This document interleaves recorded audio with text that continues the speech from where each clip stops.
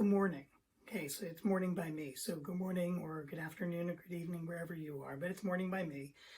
And I wanted to do something totally different today, which is share with you something that I have been continuing to do daily, despite all that's going on. So with all the interruptions in our lives, one of the things that I was normally doing as part of my daily routine was going to a daily prayer service. Happens at 7 o'clock every morning at our synagogue.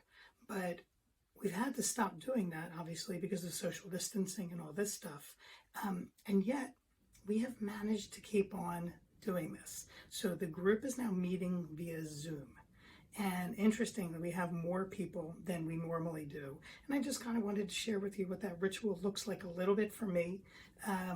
And I think that it might be of interest to people who've never seen something like this.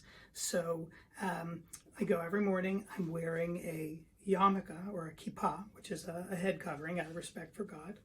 I put on a prayer shawl, and the prayer shawl can look like a lot of different things. This is mine. It actually belonged to my father, and so it has great meaning to me because I know he wore it all the time. And so it is wrapped like such. We then put on two things that you may have seen in movies, and they're called Tefillin, and they basically hold prayers from the Shema, which is one of the primary main prayers, Hear, O Israel, the Lord our God, the Lord is one. And these are also kind of reminders, but they go on. This one is on the arm, okay, and I wrap it like such.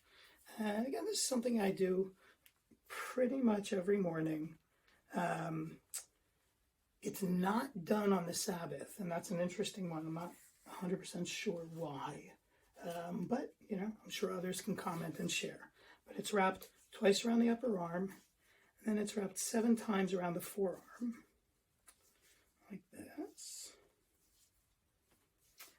And then now we're at an in-between. Now with each time I put something on, I'm saying a prayer, which is specific for that piece. Then there is a second piece, which is the headpiece. And again, each of these contain inside the box a parchment, very much like the Torah, that a scribe will, painstakingly and very meticulously write down the prayer Shema.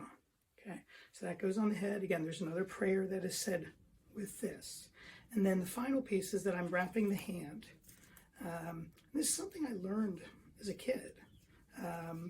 There are specific ways. I'm not going to go into the very specifics of the wrap itself because people have different variations. And one of the things that I learned as a kid is that there is not a wrong way to do it. You do it traditionally. So that's it. And then at this point, we, do our prayer service. So I wanted to share one prayer that we do as often as we can, but I think it's apropos for the time. And this is a prayer for those who are ill. May God, who blessed their ancestors, Abraham, Isaac, and Jacob, Sarah, Rebecca, Rachel, and Leah, bring blessing and healing to all those who are ill, to all those who suffer illness within our congregational family, outside our congregational family, and around the world. May the Holy One mercifully restore them to health and vigor, granting them physical and spiritual well-being, together with all others who are ill, and strengthen those who tend to them. We hope and pray that healing is at hand, and let us say Amen. Thank you. I want to know that this is inspired partially by Josh Desha, who on Sundays sings a beautiful hymn that is extremely meaningful for him, and I appreciate him sharing that, and I hope you appreciate this. Thank you.